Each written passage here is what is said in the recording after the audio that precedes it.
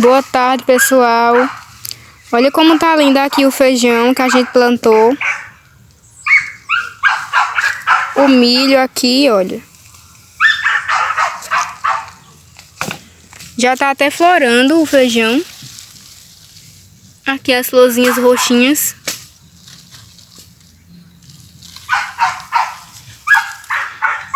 Minha mãe tá ali, atrás de lenha pra gente fazer a fogueira amanhã na véspera de São Pedro. Oi, gente! Tudo bom, pessoal? Pegando os pauzinhos aqui fazer a fogueirinha de São Pedro amanhã. Ali já tem algumas.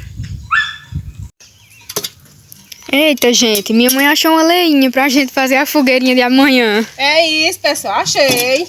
A fogueirinha de amanhã já tá garantida, se Deus quiser. Tá cansada, mamãe? Um pouquinho. Suando aqui, ó. Sua descendo aqui na testa. Tchau, pessoal. Uma boa tarde pra vocês. Tchau, pessoal. Boa tarde.